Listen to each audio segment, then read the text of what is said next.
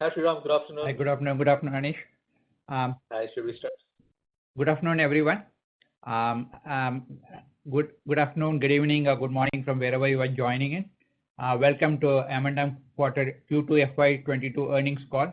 We are indeed glad to have you all on this call today.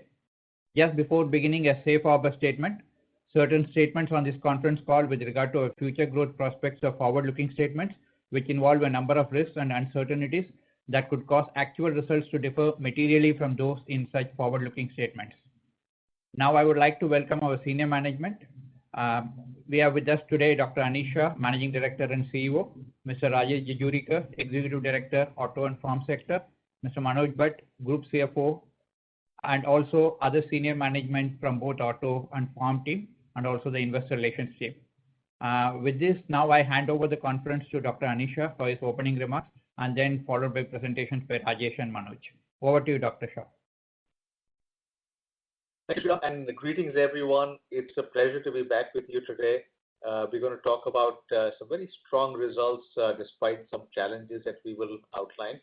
I'm going to outline or start with a framework that you've seen before, but we are starting to really look at our businesses as core, growth gems, and digital platforms. And we will talk about the progress on each of those.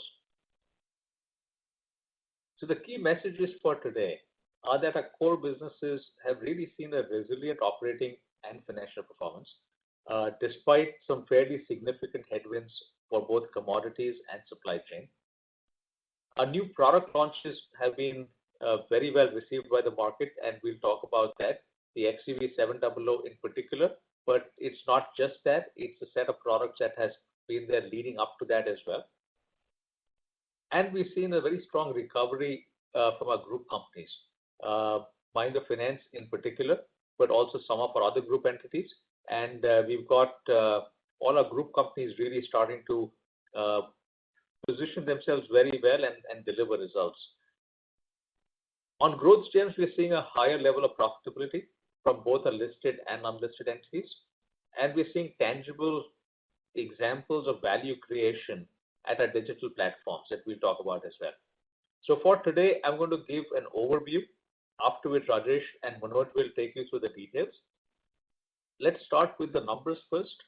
On a standalone basis, PAT before EI is up 29% at 1,687 crores. PAT after EI is up almost 9x at 1,432 crores.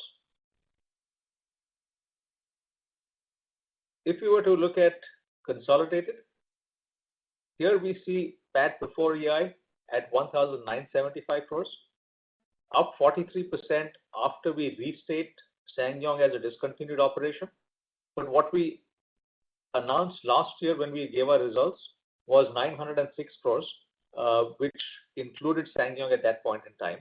So if you look at it versus 906, it's effectively a 2x return. And similarly on PAT after EI, it's going up from 615 to 1929, which SsangYong has discontinued. But based on what we reported last year, it's really going from 136 to 1929. And that also shows the result of the hard calls we've taken with regard to capital allocation. I referred to the headwinds. They're essentially in three categories. Significant increases in commodity prices, which I'm sure you're seeing across the board.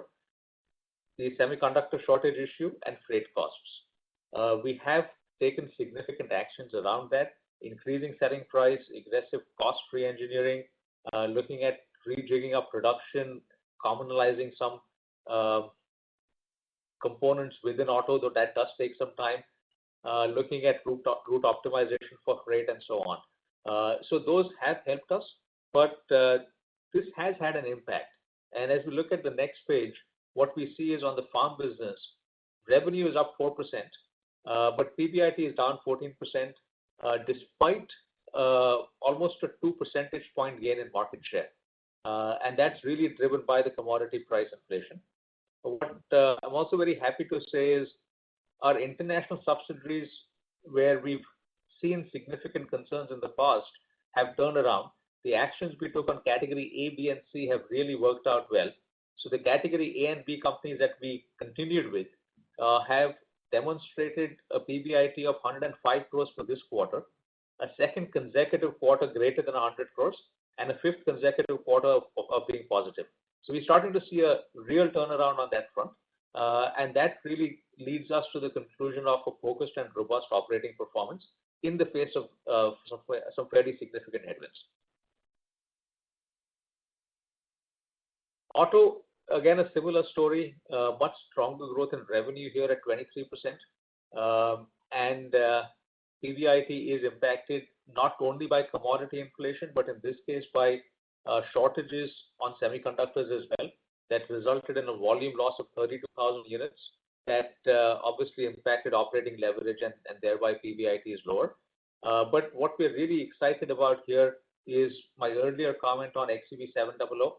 The bookings are reflective of the quality of the product and the 4 consecutive blockbuster launches from the XUV300, Bolero Neo, Thar, and 700. We've seen some very strong response from the market.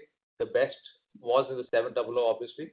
And what we are looking forward to now is the launch of the new Scorpio. And we hope to make it a 5th consecutive blockbuster launch, which positions us really well to regain leadership in the core SUV space. Let me talk about Mahindra Finance, because this is one that did concern us last quarter.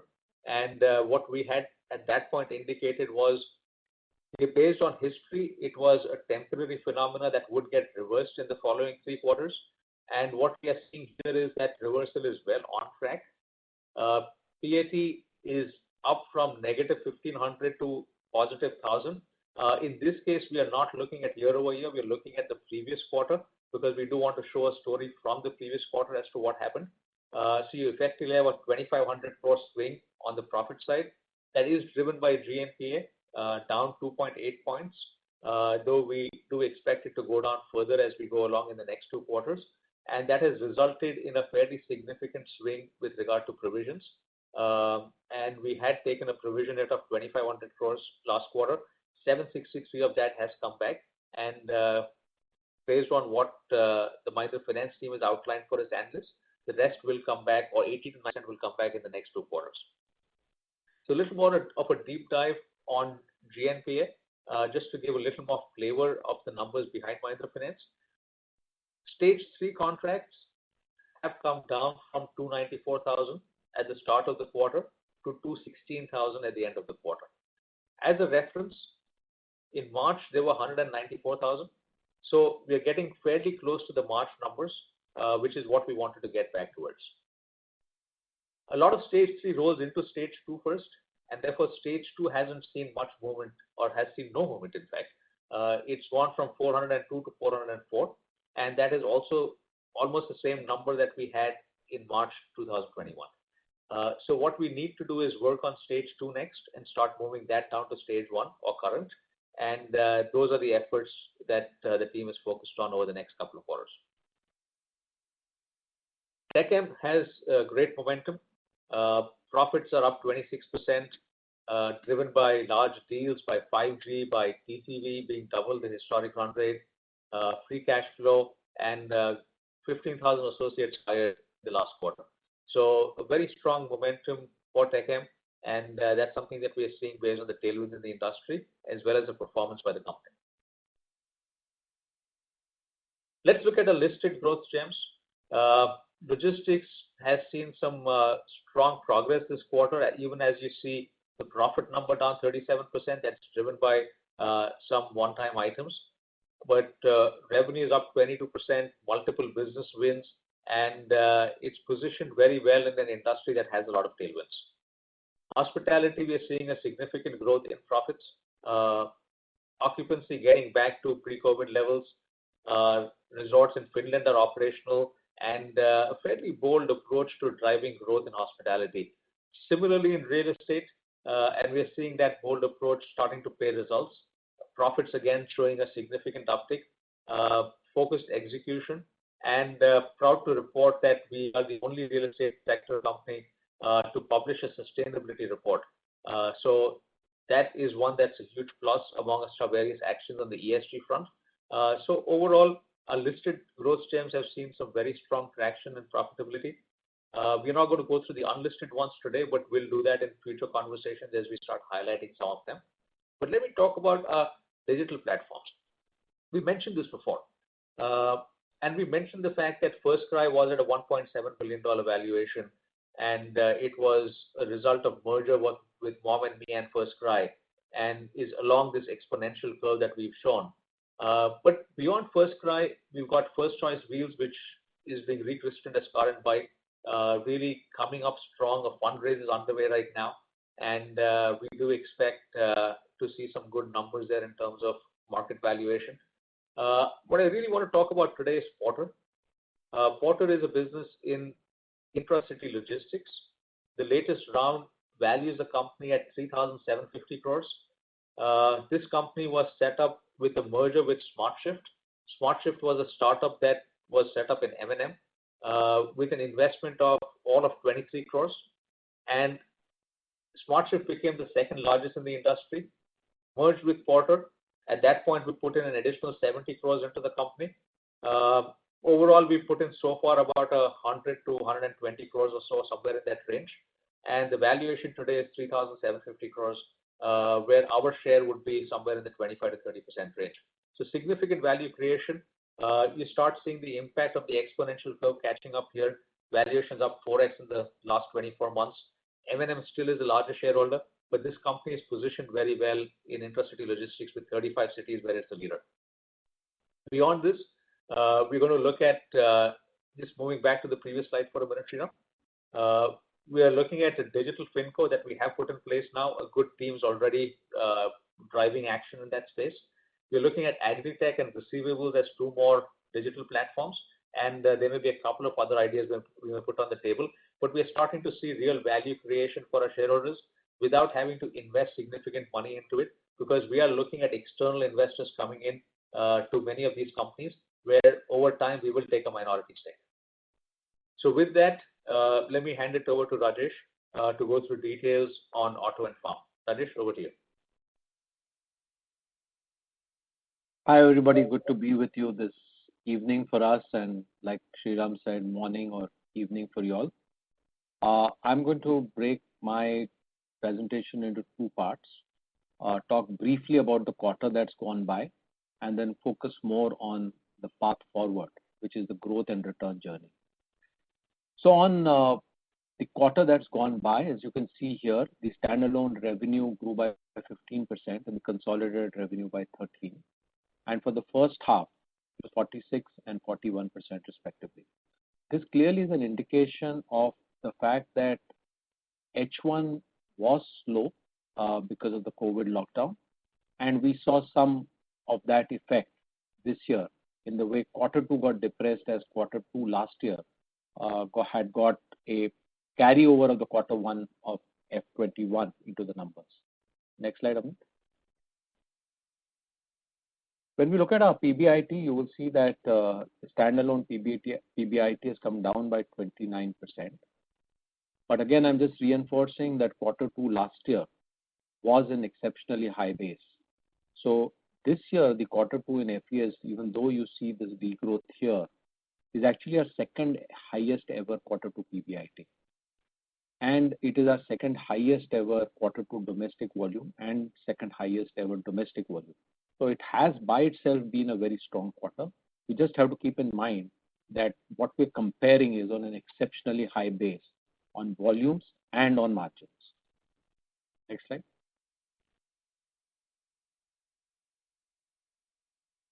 When you look at the first half, you can see that the standalone PBIT has gone up 37 and the consolidated PBIT has gone up by 73%.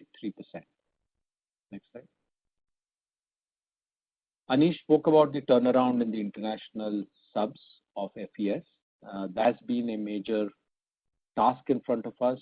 It was slowing down our ability to grow as we were focusing on turning around these and consolidating our performance. As you can see from here, it's 5 consecutive quarters now of profit, and 2 consecutive quarters of profit more than 100 crores. Clearly setting us up for an ability to drive growth as these companies get stronger on their path to turnaround. Next slide. A quick summary of the highlights of Farm in quarter 2. Our market share went up by 1.9 percentage points. A very strong launch of Yuvo Tech on the Farm side. Feature packed product, well priced. Exports I spoke about, and what we believe is a strong margin performance in the context of the environment. 18.7 is a very healthy margin. The business has been used to margins in the region of 18-19%. Last year was an aberration, as I said, with exceptionally high margins driven by volume that built up into quarter 2. And of course, the operating leverage kicked in and commodities inflation had not yet kicked off. Strong price increases have been taken, 88% overall, and material cost is not yet fully passed on. However, we have managed margins by keeping fixed costs under control. Next. On the auto side, a very, very strong launch of 700, over 70,000 bookings. And as you all would have read, 50,000 of them happened in 3 hours, 25,000 in the first hour on day 1, 25,000 in the second 2 hours on day 2. And that takes the total cumulative open bookings across all our products, including 700, to 160,000. Strong export performance. And we have been talking about the fact that three-wheeler electric is at an inflection point, and you can see that play out now. Very strong growth of 318%, but more interestingly, a 68% share of market. Establishing the first mover advantage that we had, and now beginning to leverage that as we set that business up for a strong growth project. The auto margins have been under pressure. Clearly, commodity price inflation has hurt us. We've lost about 32,000 vehicles due to ECU shortage in the quarter. And we've taken aggressive price increases, not enough to cover the material cost increase, but a 7% increase over the last year. I'm now moving on to the second phase of my presentation, which is how do we drive growth as we think about the future. We built a strong base. It's time for us to now focus on growth, but growth with financial returns. By the year 2025, we would look at a CAGR of 15 to 20%. Tractor market share would grow to 40% plus levels. I'm going to spend some time talking about farm machinery because we have been talking about that as a growth engine, and we are talking about hence a 10x growth, and we'll talk about why we think that's what. We would like to be number one in the core SUV segment. I'm going to take a minute to talk about what we mean by core SUVs. As we've been talking about the fact that UVs is a very broad category in the way SIAM is defining it, and that has its relevance. We've defined core SUVs in a way that it doesn't make it too restrictive and too niche. So the definition that we're using includes 70% the UV industry. Our definition is based on bringing alive the SUV character. So a high ground clearance and a high seat position reflect an SUV character. And we've defined that by distance of seat point to the ground. And if that's greater than 660 mm, we believe that is something we can call a core SUV. The other is the capability to go anywhere.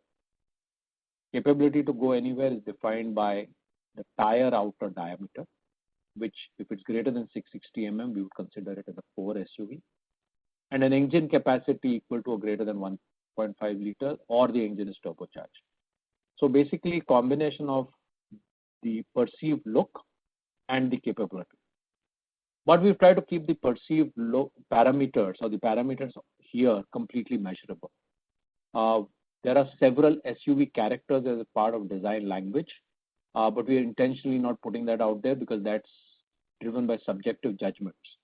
All of these are very measurable parameters and hence clearly allows us to segment the market in a way which we think is the universe we want to compete in, and that's 70% of the UV industry. We are number one in the LCV less than 3.5 ton segment, and we would like to stay that way. Next slide. So I'm taking some illustrations of business segments where we'll talk about how we're thinking about the future growth strategy. Farm, SUVs, LCVs, last mile mobilities, and just a slide on capturing the auto electric way forward. Next slide. This is the way we define the purpose for the farm equipment business. It's about transforming farming and enriching lives. Our people are here to enrich the lives of farmers by providing easy access to affordable and innovative technology solutions, enabling them to rise.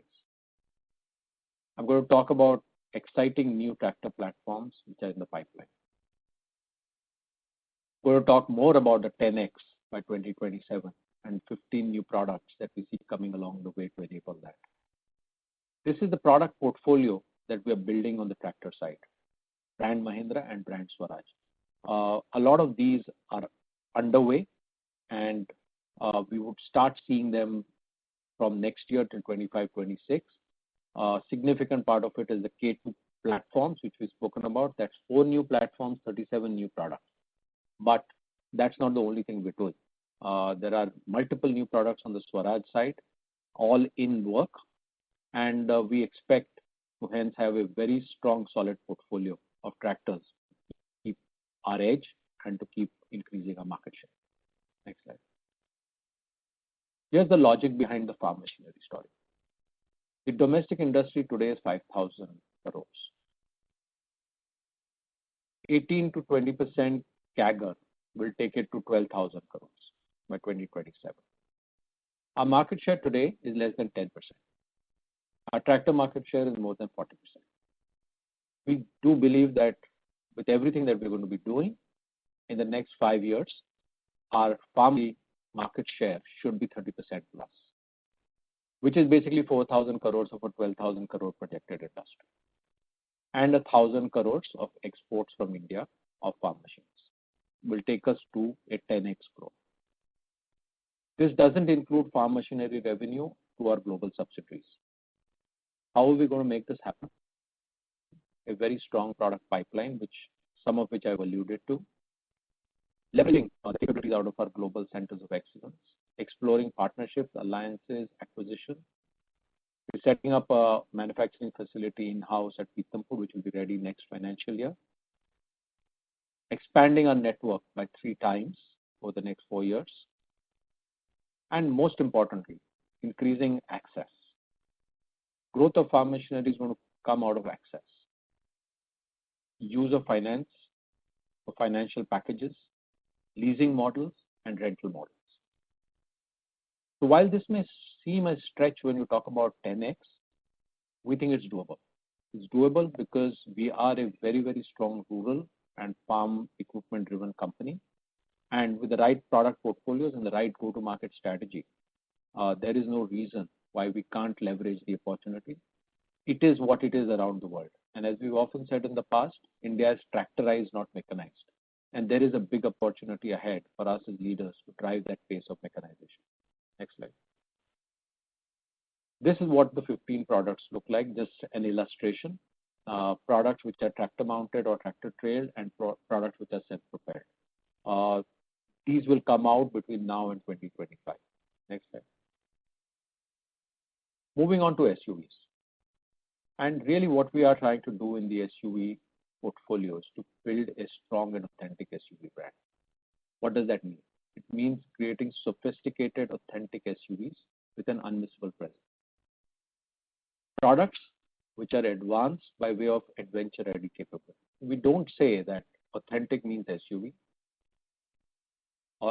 You have to be a 4x4 to be an authentic SUV, or that you have to be only body on frame.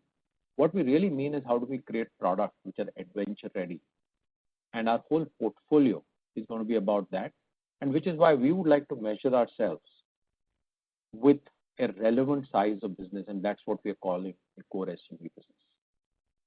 We're planning 13 new launches by 2027. Next slide. A very important part is our whole brand transformation exercise. You've seen us do that over the last year and a half. First with the launch of the Thar, now with the launch of the XUV700. We moved to a new visual identity, the Twin Peak logo for the SUV business. We are revamping our dealership signages to bring alive this new imagery. And these are our 4 key focus brands that we'll build on. We may look at creating a new electric brand as well. So here's a strategy about focus, differentiation, transformation. And we believe, based on all the research that we've done, that there are a large number of consumers who are very excited with the proposition of what our brand offers, but the proposition of buying an authentic, true core SUV. Next slide. This is what a showroom could look like by 2027. 13 new products. A large number of them, 8, are going to be electric. A lot of work is happening on electric. I'm sure you'll have questions, and I'll talk a little more about it, but more over the next year. The XUV 400 here may make you wonder what that is. We may name that XUV 400 the electric version of 300. We believe has an opportunity to be named differently. This is still a code name, but just to differentiate it from the 300, you see an XUV 400 out there. Next slide. So the proposition here is around exploring the impossible. That's the brand idea. 4 key brands. Doesn't mean we discontinue the others. 1 new electric brand, 13 new launches, out of which 8 will be electric. And we believe we should be prepared for at least 20% of the UV volume being electric by 2027. Let me move on to LCVs. In the LCV space, we already are leaders, planning to strengthen our position with 17 new launches by 2026. 8 of them will be electric. There will be 12 CNG options available. Next. A lot of these products are underway already.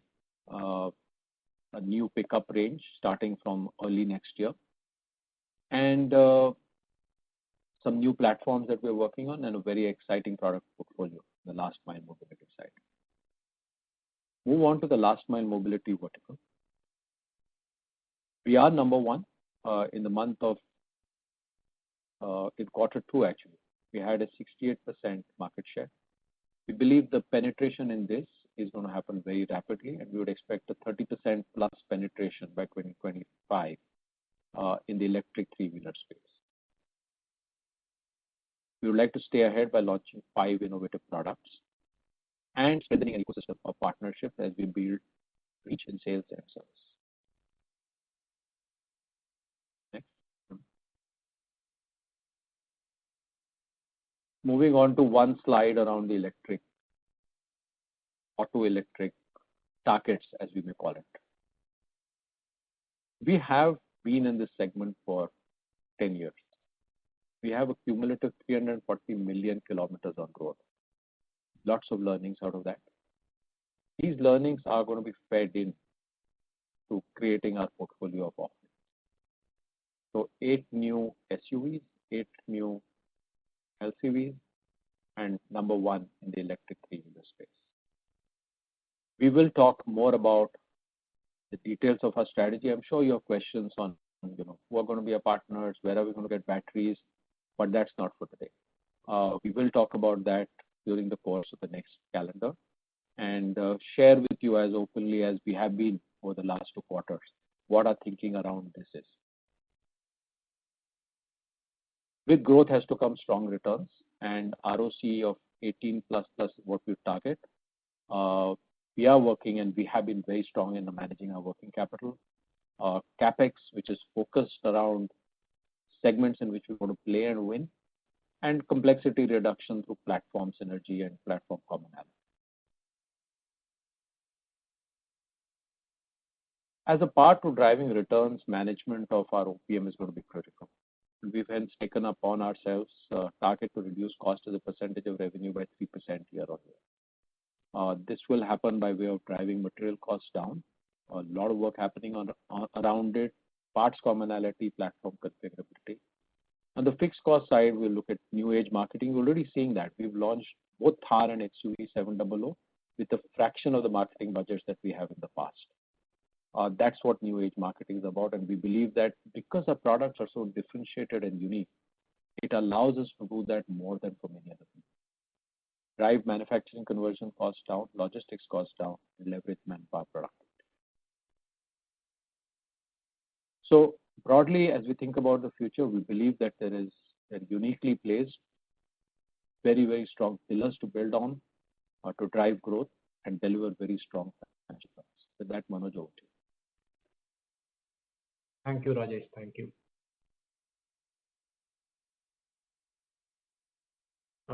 I think most of you would have seen the numbers, so I'm going to run through this pretty quickly. I think if you look at the standalone revenue growth of 15%, within that auto segment showed a growth, but farm showed a slight decline because last year farm was a very strong year for farm, and so there are two mixed trends in here. Coming to the EBITDA at an absolute level, there was a 19% decline because of some of the reasons which were discussed by Rajesh and Anish in terms of the commodity cost increase. And so the margins have gone down as a percentage and also in absolute terms. Go to the next slide. However, at the PAT level, I think our returns from our group companies are increasing. So our dividends are increasing, and many of our group companies have given dividends this quarter. Most notably TechM, that was a large component of this. That's why overall PAT before EI grew about 29%. I think PAT after EI was a 9x growth. I think the main reason for this difference between before and after EI was some of our capital allocation decisions last year, which had resulted in certain write-downs which are not there. During the current quarter, we have an EI of about 255 crores, which is embedded into this number. So that's the gap between 1687 and 1432 in the current quarter. Can you go to the next slide, please? I think this just illustrates what I was talking about. I think both farm and auto, I think because of the commodity cost pressures, I think we have seen an absolute decline. However, group companies largely led by dividend increase have contributed to a growth in profits, leading to an overall growth in the PAT before EI at a standalone level. At a consolidated level, auto led the growth, I think 23% growth year on year. Farm at a consolidated level, including domestic and international, was about a 4% growth, while group companies, and this is across multiple sectors, grew by 11%. So I think good all-round growth, which we are seeing across multiple companies in terms of revenue growth. If you look at, if you look at PAT before EI, I think there's a 43% growth at a nominal level, and the SYMC effect, which Anish was mentioning, I think that is if you have taken that into account, it's a growth from 906 to 1975. Similarly, I think there's a 9x growth coming at a console level because from 136 to 1929. I think, can we move to the next slide? Just splitting that up into the pattern around domestic, auto and farm, I think we are seeing the same pattern repeated as in the standalone. There's an absolute decline. However, international subs, where there's been a lot of effort in terms of metric improvement, that's a positive contribution of about 200. And finally, group companies. Within this 776 number of group companies, the positive impact of MMFSL is about 411, and the remaining is coming from some other group companies. So overall, I think the bridge here is that while the domestic auto and farm business is under pressure because of some of the reasons, but we are seeing good growth in terms of profitability in international subs as well as the group company performance.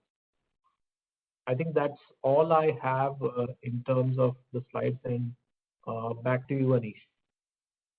Yeah. Thank you. Thank you, Anish, Rajesh, and Manoj. We now open the floor for question and answers. Just as a reminder, please use the raise hand option, and you will be unmuted for your call when your turn comes. First question we have today from Pramod Kumar of UBS. Pramod, would you like to go ahead?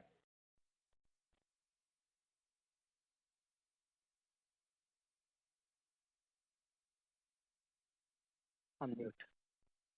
Hello, Shriram, can you hear me? Yes, please go ahead. Yeah, sorry. Thanks for the detailed presentation. Before I start off with my question, just a clarification on slide 42, where you mentioned 3% cost reduction as a percentage of revenue. Just wanted to clarify, is it auto plus farm, and also the timeline for the same? It is auto plus. That's Pramod, right? Yes, sir. Yes, Rajesh. Pramod. Hi. Yeah, Pramod. So that is auto plus farm. That was a common slide. All the financial slides were common for auto and farm. And that's timeline, what you could Rajesh? see. Yeah, so the timeline for the ROC is 2025. That's where we're putting the revenue, and that doesn't mean it won't happen before. But clearly, when we say year on year, it starts now. Okay, It's great. year on year. Okay. And my first question, Rajesh. And I just want to clarify, Pramod. Yeah. Pramod, I just want to clarify, it is as a percentage of revenue. Yes. That makes it quite impactful, actually. That's why I want to clarify that upfront. Yeah. Thanks for that, Rajesh. It need not always be absolute. I just want to clarify that it's percentage of revenue. Yeah. Thanks, Rajesh. And the first question is actually on the EV strategy. We've seen off late a lot of transactions on EVs, a lot of appetite, in fact, to participate in the India EV story. And given that the wide EV mobility platform, what you have, and reasonably good capabilities already in terms of born electric platforms, I'm just wondering, are we still open to partnerships? Because we had this thought a couple of years back, then we moved the EV subsidiary into the main business. So what is the thinking going forward? Because you seem to be having a very busy launch pipeline across both auto, farm, non-farm, and amidst all this, is there something which you can benefit from by partnering with someone? So just wanted to understand your thoughts on that. Yeah, Pramod, I hope you mean busy in a positive sense. Yeah, of course. And you want to take that first? I'll take that first, Rajesh. So Pramod, we are looking at leadership in the EV space. As you rightly said, there are lots of capabilities we have today. And to directly answer your question first, yes, we are open to partnerships. We are open to investors coming in as well. We had Mahindra Electric set up as a unit which was doing some very specialized things on the EV front, but we need to go broader than that. And that's the reason we've merged it back with the company right now. We will look at all potential options of the partner coming in. But where we stand today is leadership in three-wheelers, as Rajesh has talked about, 68% share in a market which is moving to EV very quickly. I've shared earlier that there are three drivers of EV: cost of ownership, range anxiety, and infrastructure. All three have been met for the three-wheeler space. We're not quite there for the four-wheeler space as an industry, and therefore volumes today are very low. But as volumes pick up, we will be a big part of that, and we've got a range of products coming up for that as well. So EV is going to be a big part of our story going forward, and we are open to all options in terms of partnerships and investments. Thanks, Anish. Second question is more towards Rajesh. Rajesh, between XUV, Thar, and some other products, you have like over 150,000 bookings. And I am pretty sure with Thar, you did get a lot of new customers. So between Thar and XUV, where you have like 70,000 bookings, if you can help us understand how has the customer profile has changed for Mahindra compared to the previous products? Because what I'm trying to get at is, we had a very strong positioning in certain pockets of the country, certain product categories. And I'm just trying to understand, are we seeing a change in customer profile which should benefit more and more as we launch Scorpio, for example, which is historically a semi-urban, rural kind of a product, not seen so much by office going public in Mumbai, for example. I may be wrong, but that's my general understanding. So I'm just trying to understand, are we managing to attract more new customers who were not the typical Mahindra customers historically? I'll give you a data point which will make it very illustrative of the fact that we are getting a very different target audience. Thar has 50% auto transmission. Just a very clear indication that it's a very different profile from what we have had before. Even XUV 500, which was a metro-driven product, had less than, I think, 10 or 15% auto transmission. So when we launched Thar has gone in with 50% auto transmission and 25% gasoline. As we've got into XUV 700, of course, it's a number of 50% plus, but AX7 and AX7L are in the range of 65-70%. right at the top. And 95% of the portfolio is AX, and just 5% is the MX portfolio by way of bookings, right? So you can clearly see that this is a very, very different segment, and hence sets us up, and that exactly was our intention. The whole brand transformation exercise is about attracting newer, different user segments. And just going back in time, 20 odd years, when Scorpio was launched, it was a very metro product, and you did see it a lot in cities. It's just that with time, as new products have come in, Scorpio became more a semi-urban rural product and was lost traction in the cities. I'm sure as we launch the Z101, we're going to come back very strongly in cities. Now, that is not going to say that XUV700 or Thar are not selling in our strongholds. What we are doing is getting a completely different base on top of what we have. We're not doing anything by which we're isolating or losing our base.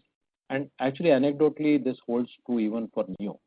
Neo is starting to sell in Delhi NCR, which Bolero never did, and starting to sell in South. So we are clearly opening up new markets, new segments with our new launches. And Rajesh, before I go, XUV400, I see the timeline on the slide as 24-26. Is that understanding right? I thought we are closer to the launch. No, I mean, the timelines here on a slide like this have to be a little loose by way of band. It will be much earlier. Thanks a lot, and wish you all the best. Thanks a lot. Thank you. Thanks, Pramod. Yeah. Thanks, Pramod. The next question is from Kapil of Nomura Securities.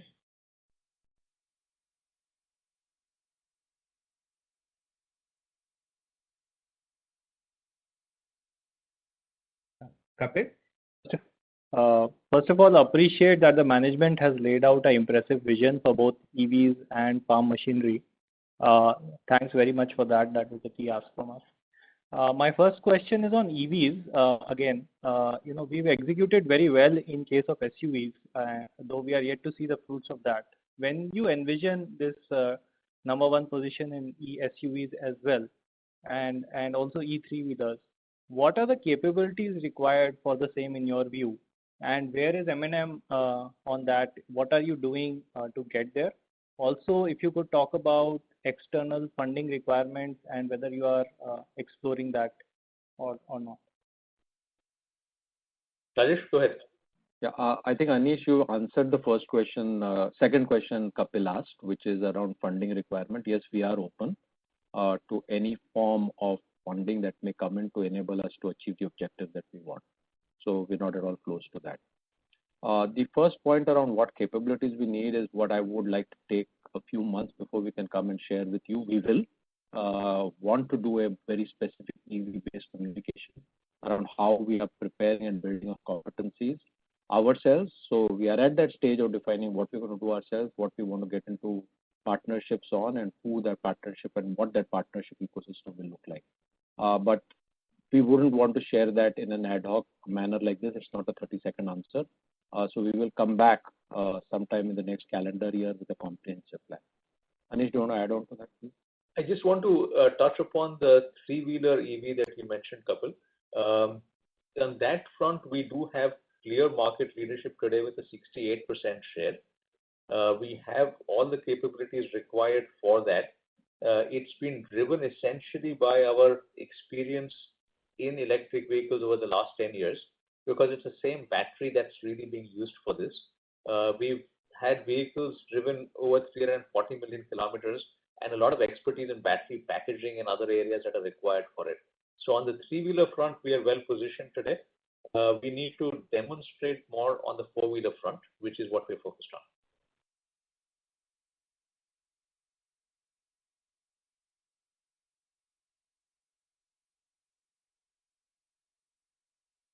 Kapil, do you have any follow-up questions? Okay. Thanks, Kapil. The next question is from Pramod Amte, InCred Capital. Pramod, you can unmute and go ahead with your question.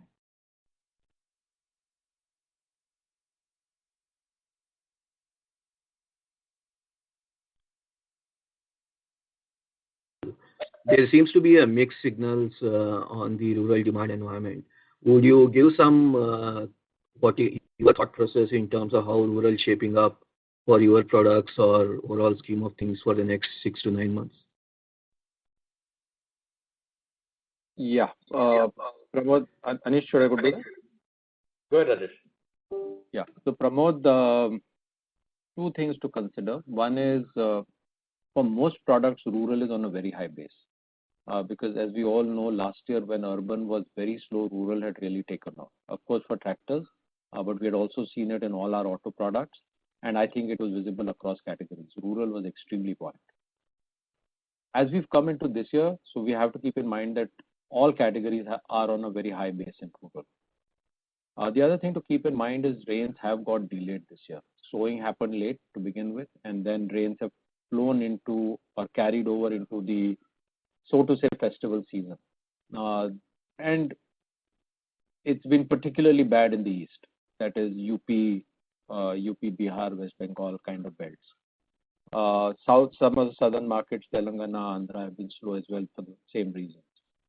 So my kind of take would be at this point of time, and these are things which will evolve and get a deeper understanding with time. But my current take is fundamentals of rural economy are very strong.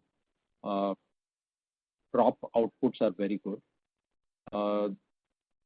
And overall, we'll see buoyancy going into rural over the next 6 to 9 months. But there is going to be a base effect. And anytime we look at rural, we have to keep in mind that we are comparing on a very high base.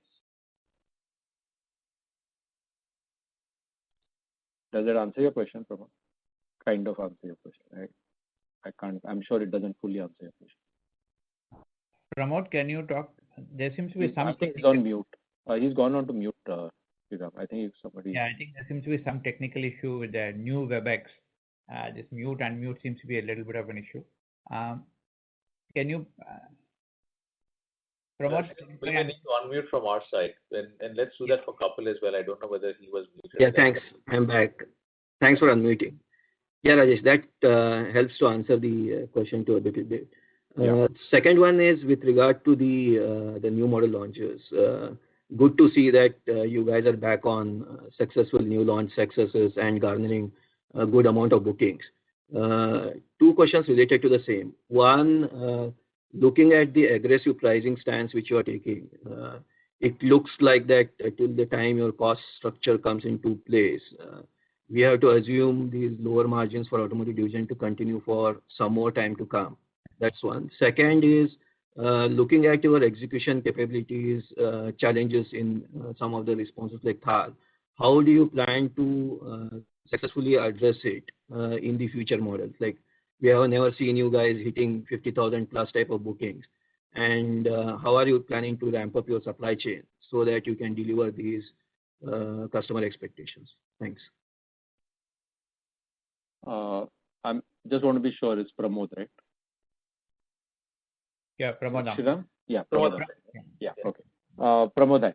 So the first question is, I guess, around pricing of new products and the overall margin story.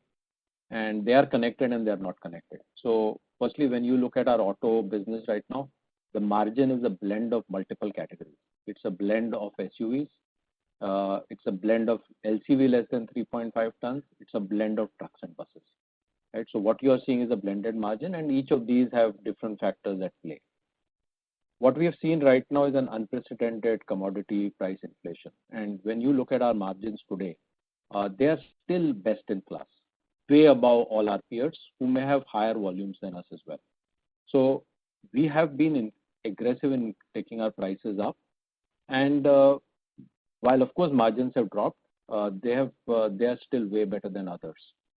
So I wouldn't right now at this moment read new product pricing into margins that we are seeing in Q2. Not to say that it won't make a difference.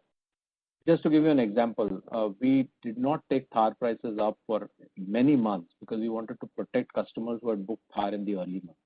We could have easily taken it up, but we felt it would be very non-customer centric for somebody who's booked a product in 15 days or 20 days to get a product at a significantly higher price, even though we always capture that in the booking form. So we have taken some of these calls to protect interests of customers. We learned out of that in XUV700. We did 2 rounds of pricing.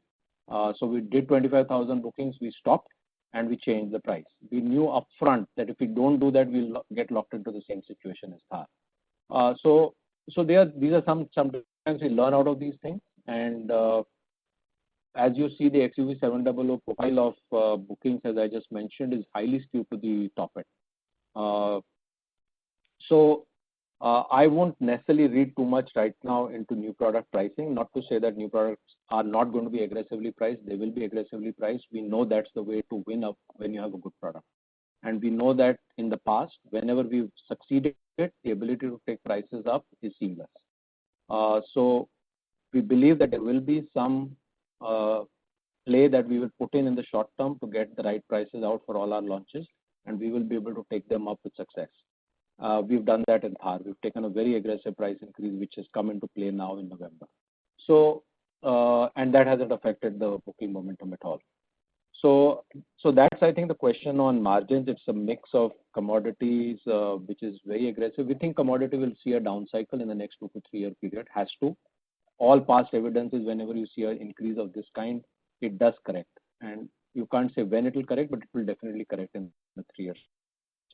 Your point on execution, I am guessing, is to do with what kind of capacities we are setting up for. And, we had set up Thar for 2,000, 2,500 kind of capacity. We are now at 4,000. The Thar capacity is ready for 4,000. However, constraint continues to be the availability of the ECUs and sometimes the infotainment. So the constraint is not our capacity planning at the moment at the semiconductor. And we've already triggered investments to take that 4,000 up quite substantially. Likewise, 700, we are ready with a very, very good capacity. We were prepared with the strategy of MX and AX variant that we would see a very strong demand. But again, we are constrained by multiple semiconductors that impact us. The AX7 variant, I think, has over 170 semiconductors. That's the extent of technology that's there in that product. So these are things that we are going to have to navigate with. Some of them are environmental, some of them we are learning out of. And with every new launch, we learn something new and we factor that into the new launch. Pramod, does that answer your question? Thanks, Rajesh. All the best. Yeah. Thanks, Pramod. We're bringing back Kapil. I think we lost Kapil earlier. Kapil, you are back on line. Thank you. Thanks for bringing me back. Firstly, just one clarification on the product launches on EV side. How many are you launching by FY23 end? And in terms of chronology, is E700 coming earlier or is E400 coming earlier? E400 is coming earlier, and that will be the first launch, and that will happen in financial year F23, probably towards Q4. Calendar 23. And because I see EKUV there as well. So first one is EKUV. Yeah, EKUV, we mail primarily export product with maybe a little bit of plain domestic. KUV 100 is a very strong export product. North Africa, like countries like Tunisia, South Africa, and so on. Also some neighboring countries like Nepal. So we may use that more as an export. Got it. The second question was on farm machinery. So when we are looking at this 10x growth, can you talk about what are the kind of innovations you are thinking that could disrupt or help us grow at that pace? And would the export play be much higher in the long run in these kind of products? Okay, the first part of the question is clear. I'm not sure about the second part. When you mean export play would be higher, would you mean higher than what? You mean higher than 1,000, or I'm not sure what you're comparing? Okay, a request to the participant is during the, when you are asking the question, please don't unmute it. Then we need to unmute it again. So that's taking a lot of time. So when you are asking the question, please on the unmute only. Nitin, can you unmute Kapil again?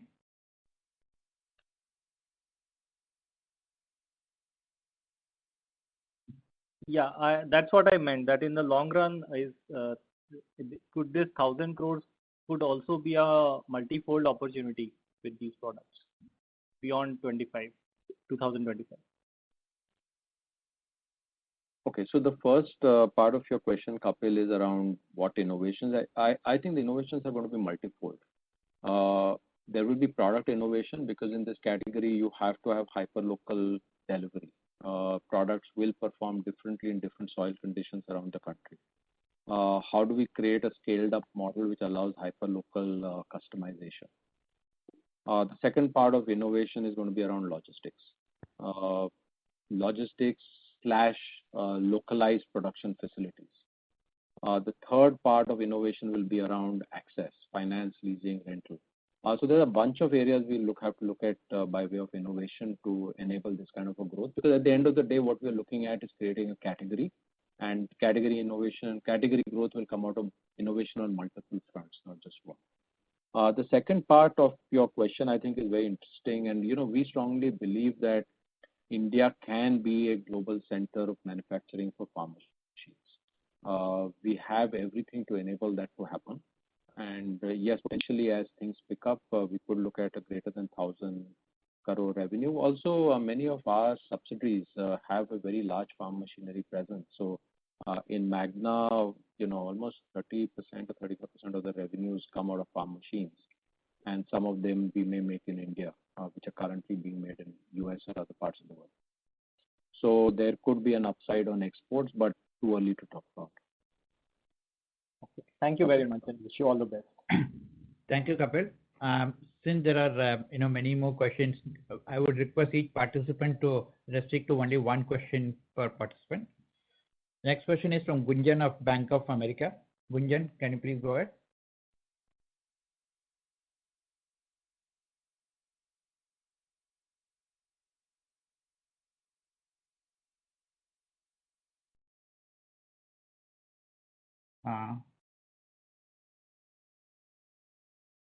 Gunjan, can you unmute?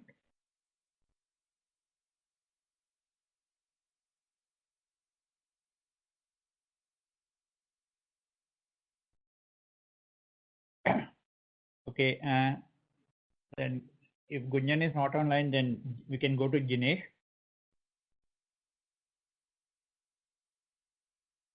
Nitin, can you unmute Jinesh? Hi, yes, sir. I unmuted. Yeah. Hi, am I audible now? Yeah, Jinesh. Yeah, hi. First question is on clarification on the XUV 700 capacity. What was the number you shared, Rajesh?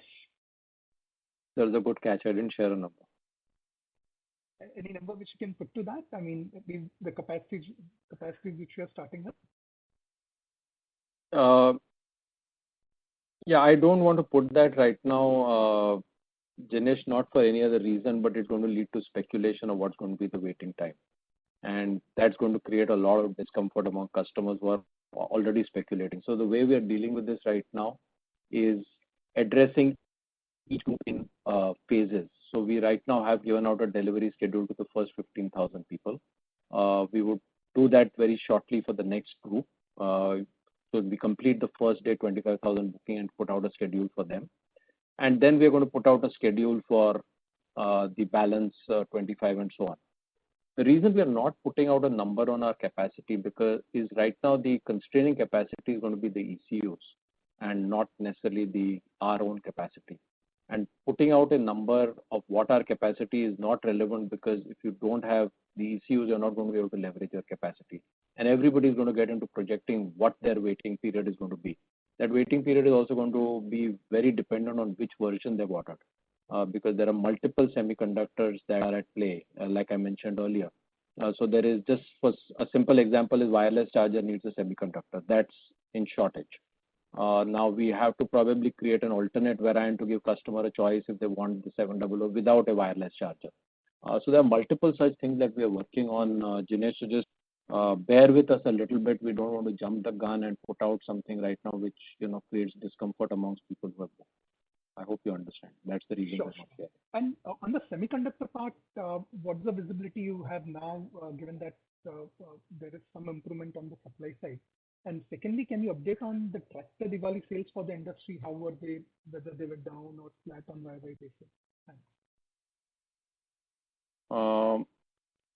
Yeah, so The semiconductor question, I mean, to be honest, it continues to be dynamic. We would know about now in a few days what December availability is going to be. So it's really a month-to-month thing.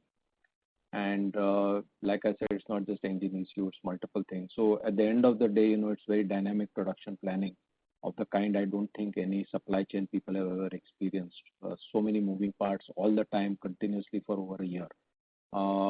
Really, the word planning has very little relevance in the current context. But as we've said earlier, the last year has been hit by multiple extraneous factors. There was a semiconductor factory in Japan which had caught fire and they were down for almost a month. Malaysia was hit for almost a month. There were some storms in US a few months back and some capacities that got out of commission there. So there have been multiple extraneous factors. Hopefully we won't see more of those. And then it's going to be a normal demand supply gap. And that's not going to be as bad as what the last few months have been.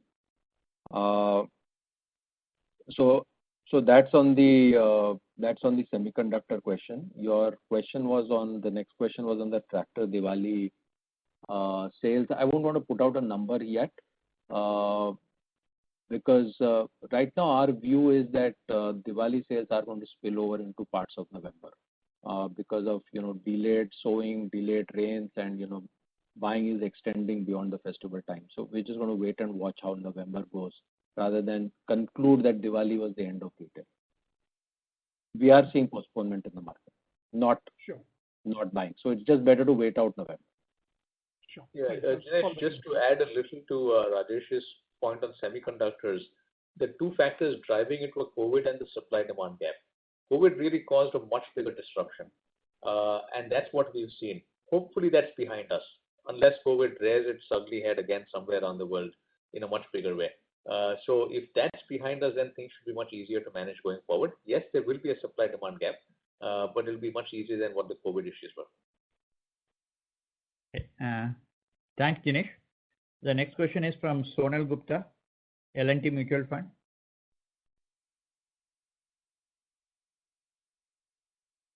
Hello. Yes, Sonal, we can hear you. Yeah, thanks.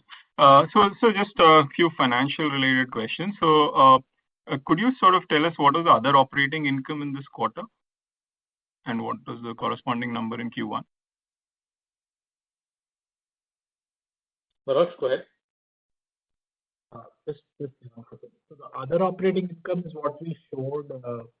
It was about 852 crores of dividend. And I think, just give me a second.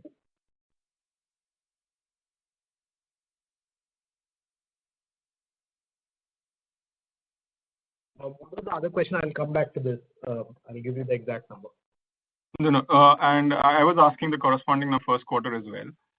And my other question is the lower employee cost in this quarter. If you see sequentially, is there a one-off here or how do you see the? So there are some swaps in terms of our performance pay, etc. So I think that's an impact of about 30 crore, which should be normalized. So it's lower by about 30 odd. Got it. I'll come back on the other operating income. Sure. And would you be able to share the absolute EV number, EV three-wheeler number for this quarter? You mean EV three-wheeler volume? Yes. Rajesh? Rajiv Goel, do you have that readily available? But I do remember the last couple of months have been in the 1,000 plus range. So we did 2,000 in October. 2,000 plus. 2,000 in October. Yeah. And that includes the e-rickshaws as well, right? The Trio. E-Alpha and Trio. Okay. So, okay, sir. Rajiv, do you want to add anything? Rajiv Goel, if you are on. I think Rajiv is... Not worried. Maybe you can share it. Maybe Sriram, you can share the details. So Rajesh, basically we did 1,500 in September and over 2,000 in October. And that has basically around 1,200 numbers of Trios and 800 number out of E-Alpha Mini. Yeah. I have that answer on the other operating income. The dividend was 58 crores in Q1 and 852 crores in Q2. No, sir. I meant the other operating income, which is the incentives, etc., from the government, etc., which would be coming above the EBITDA line. Okay, so let me come back to you on that. Yep. Sure. Thank you. I think, Manoj, last year in auto we had One time extra. one time of IPS, which is incentive, promotional incentive, and this year we didn't. Yes, Rajesh. 63 crores was one time last year, which was IPS, which was pertaining to the previous year, which is F2024. This time there is no one time. But what would be the number overall? Other operating. We're just talking about auto. So Manoj, we can give you a more comprehensive answer. Come back to you after the call. I'll give you a number on that piece. Yeah. Sure. Thank you so much. Okay. Thanks, Sonal. The next question is from Amin Pirani of JP Morgan. Amin, go ahead.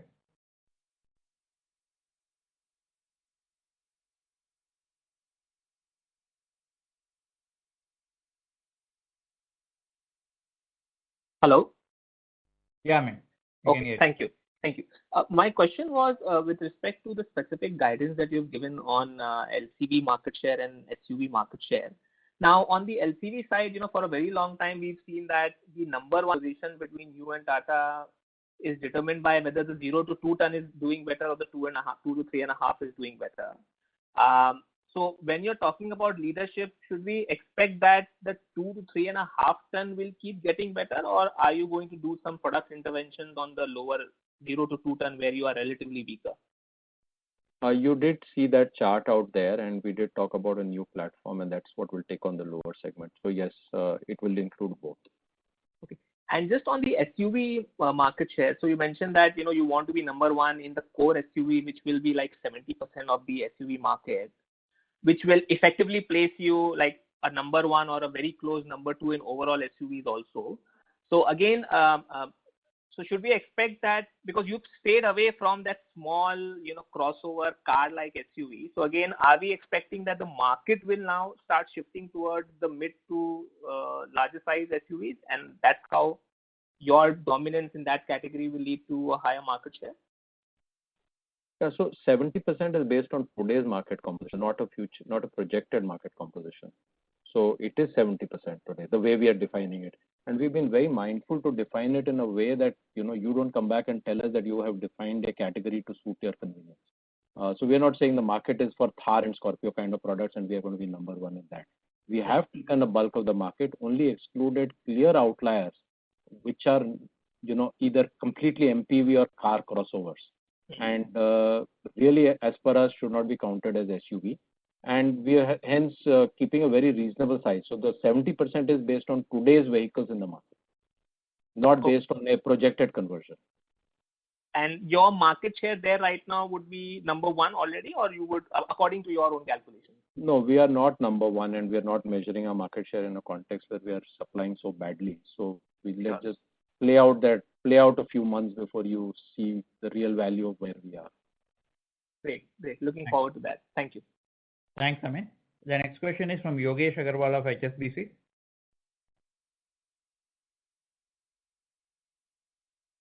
Sriram? Yeah, Yogesh. Yeah, hi. So just quick clarifications. Rajesh, you talked about this growth expectations for the next 3 years, 15 to 20%.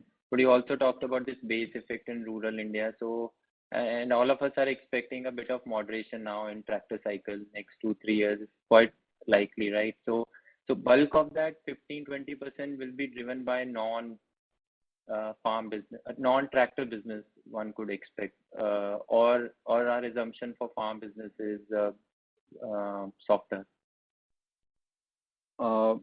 Okay, so let me answer this question by saying two things. A lot of global players in the farm equipment space always talk about mid-cycle.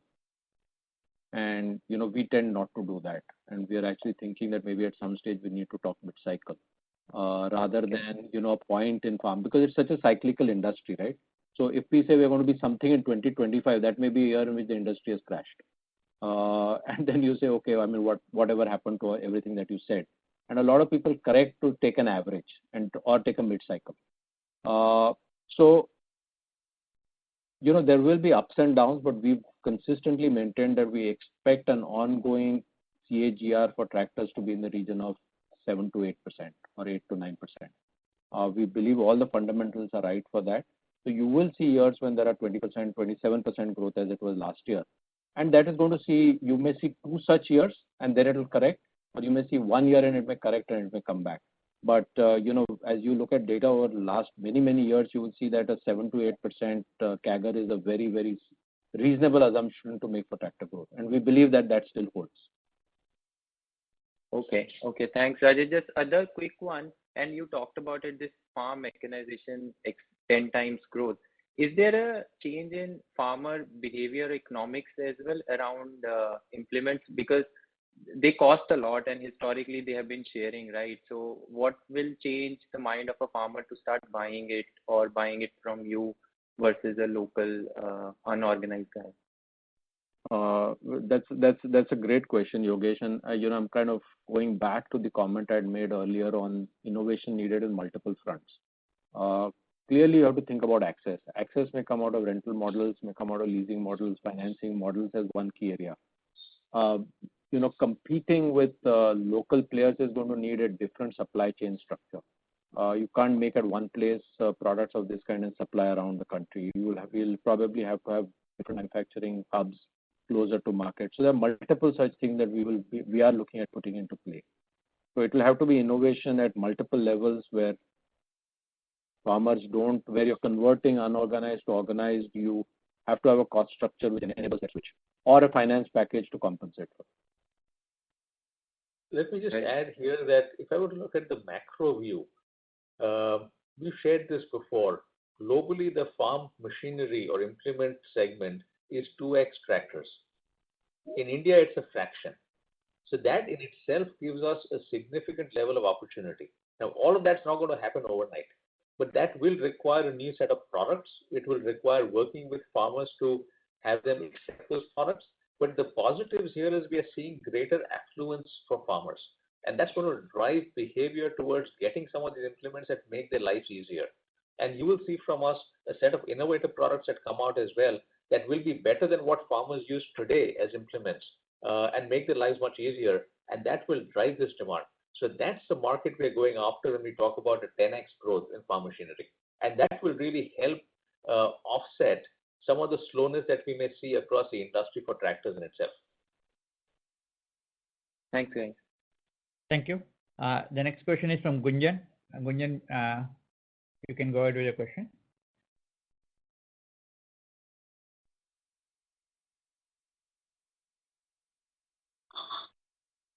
Yeah. This is Mihir from Avendus. Hello. Okay, Gunjan, you are coming via audio. Are you connected? Oh, this is Mihir from Avendus. Yeah, go ahead. Yeah, hi. Sorry, thanks for the opportunity. There are two questions. One is on the tractor side. You said that you'll wait for a month. So just want to understand what's the inventory situation out there, given by what sir you have said that it looks like the retail would be in negative. So where are we in terms of inventory position in tractors? And what is the short cycle guidance for this year in terms of do you have any guidance for this year in terms of the tractor growth which you see? That's my first question. And my second question is related to partnerships. So we have seen competitors doing this in a manner where they have got their products and the market share gain in the ICE space, and also launching the EV products and then scouting for investments and partnerships. We have had a mixed view. We had a mixed view in terms of having partnerships, be it with Ford or be with Renault. So are we looking at differently where we will launch few products, given that till 2027 you have a targeted EV launches which will be there. So you will be launching few products and then looking at investments, or how are you looking at? So these are my two questions, if you can answer. Thank you. I'll take the first one, Anish, and maybe you want to take the second.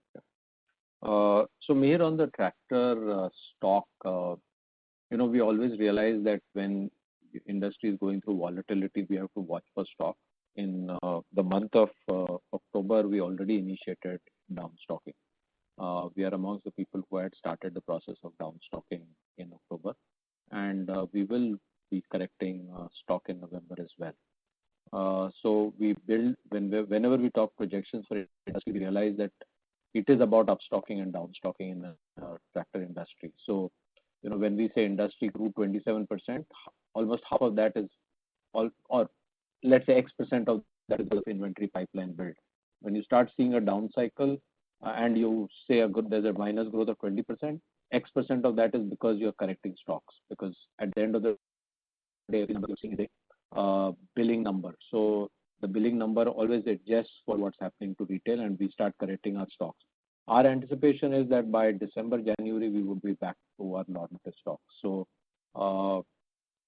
as things stand, we are factoring that into our projections. To your specific question on how we see industry growth for this year, for the full year, we would stay within the flat to low single digits. And that's what we've been saying from the beginning of the year. And many of you have been saying, how can that happen if quarter one grew so much? And we have been saying consistently, we are on a very high base in the balance part of the year. And we were not going to get growth on that base. So we stay with the flat to small single digit for the industry. And from our standpoint, that includes stock correction. And so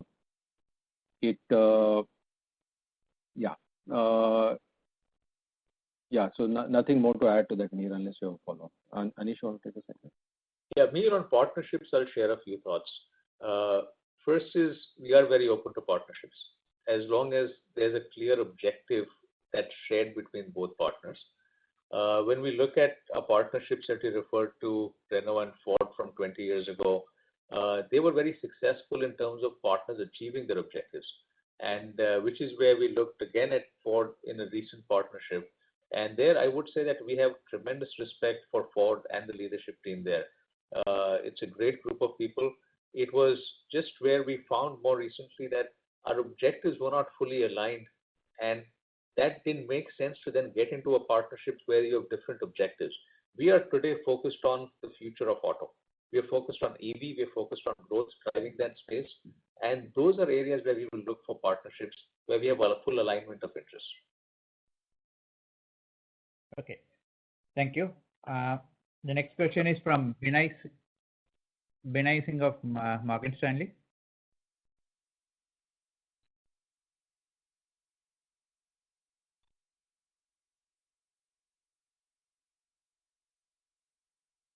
Binay? Going ahead. If you could talk about two things. One is that we will see product shifting towards XUV 700. So will that put pressure on margins? And secondly, the leverage gains. When we look at automotive run rate, significantly lower than what you used to do at the peak. So if volumes were to normalize, what kind of leverage gains can we see on the automotive side in the margin? Thanks. I kind of answered this question earlier. So, Anish, there are lots of questions. I don't want to be very long in responding to that. But margins are driven, like I said, by multiple things. Firstly, we have multiple businesses in the auto portfolio. There's SUVs, there's LCV less than 3.5 tons, there's trucks and buses. So you see a blended margin across business units. Within the portfolio of each, of course, there are multiple margins. Then there's the evolution of new products, which obviously we are going to price aggressively in the early phases. And as I said earlier, when we create success, we are able to take prices up and margins improve. And we are seeing an unprecedented cost cycle at the moment. Commodities, freight, everything is on an up cycle. So over time, we believe that commodity will correct. Our ability to take prices will go up, and we are going to improve our business unit and model mix portfolio. So when we talk about an 18% plus ROC over a 3-year period in auto, we are factoring in the fact that we will improve our margins to multiple areas. And any comments on the operating leverage point? Because that also would have been a significant hit to margins today, right? It is a hit to margin because volumes are nowhere near what we would want them to be, unfortunately. So there is a clear upside that's going to come out of operating leverage as we've significantly improved our cost structure. So when cost structure is improved so dramatically, we're going to see upsides as volumes pick up. And on that context, Vinay, I would also add that even when we talk about the XUV700, and you mentioned the question someone else mentioned earlier, aggressive pricing. But as we look at what's happened there, we effectively raised prices twice in 2 days. So we started with a certain price for the first 25,000. We had a higher price for the next 25,000. And then after that, there's a higher price that will be applicable when the car is delivered. So if you look at that journey combined with the fact that the model mix in XUV700 is also geared very much towards the high end, and there's a operating leverage that comes in with that, I think we will have some good numbers overall in terms of margins for new vehicles as well. And with that, will it also be fair could you comment on the ASP expansion that we saw in the automotive side? We've seen quite a nice jump in automotive ASPs on a sequential basis. Any sort of one-off you would call out, and how would you look at it going ahead? Manoj, will you take that? You mean automotive ASPs? Average sales price, Rajesh. So it's probably a mixed thing which is impacting in terms of the pricing. Yeah. It is. I guess it is mix and the fact that we've taken price increases. So and the price increases are probably more aggressive on the higher end model. Manoj, I don't know if you want to add anything. No, Rajesh, I don't have anything to add on that. Great. Thanks. I'll follow up. Thanks, Vinay. The next question is from Chirag Shah of Edelweiss. Chirag?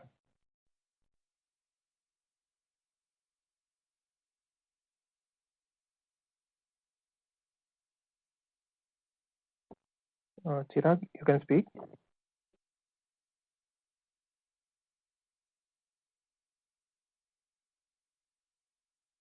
Okay. If Chirag is not ready, then the next question is from Nitin Arora of Axis. Can you take Nitin online?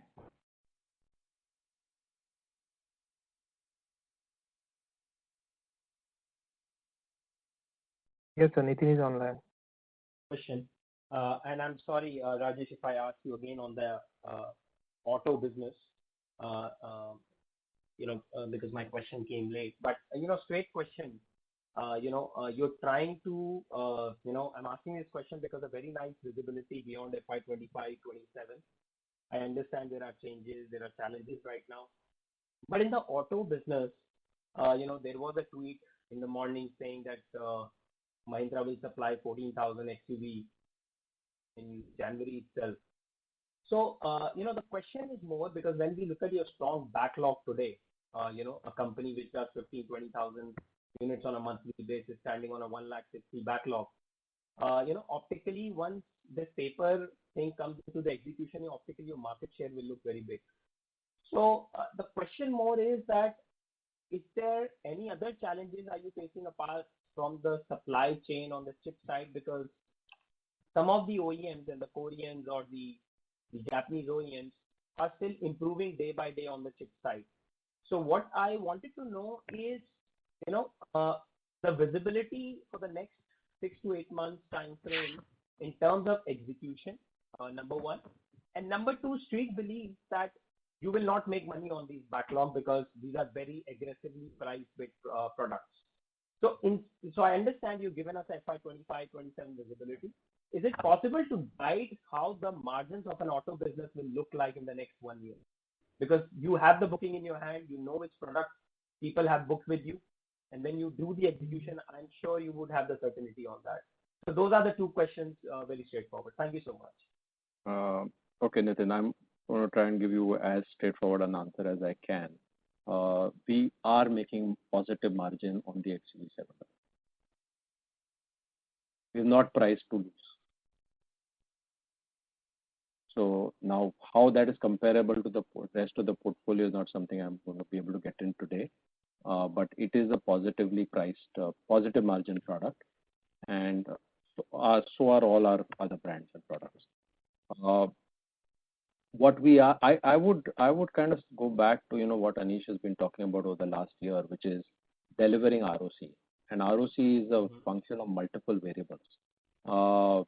We just had a discussion around operating leverage. So at the end of the day, we are going to have to balance margins, volumes, market share gain, ROC, right? So the two things we are focusing on at the moment is how do we deliver market share, which gives you confidence that we are playing a game which is successful. And we've heard over the last 2 years consistently that we are not able to execute a successful SUV strategy. Now you see that play out. There is a successful SUV strategy. We've got 4 very, very successful launches in the last year and a half or 2. And we're going to have a 5th one, which is going to be very successful as well. The critical thing is now, okay, so that's one peg to put in. The second is to manage our costs to optimize margins. And it is an exceptionally bad commodity situation. I mean, you're seeing everybody's margins, whoever are published, and our margins are much better than them. And then how are we going to optimize capital in a way that we are able to give the right return? It's a function of these 3 things. And at the end of the day, we should be clear which of these 3 we want to prioritize. What we are prioritizing is market share and ROC. Yeah, I will just give a different take. Yeah. I will just add that we feel very comfortable around where margins will be, though there are many variables that do not allow us to give a direct answer to what that number is. But if I were to just build a little more on what Rajesh said, our 700 pricing started with positive margins in the first instance. They were further enhanced when we increased pricing for the next 25,000. And they were built based on a commodity price that was extremely high because this is more recent. So this is not pricing that was done in the past. So given all of those things and you combine operating leverage with that and what the product is and what it will deliver, our sense at least right now is it is going to be a very profitable product. Now, what those numbers are, we will have to wait to see what happens over time. But I just had multiple questions on pricing of XUV700, so wanted to address this very directly. Thank you. Thank you. So with that, we come to the end of this conference. Thanks a lot, all the participants, for taking your time and being here. And also thank Rajesh, Anish, Manoj, and others. It's been 2 long days of back-to-back meetings, and thank you for doing it the evening of the second day of the board meetings. Thank you all, and stay safe. Thank you, everyone. Thank you, everyone. Thank you.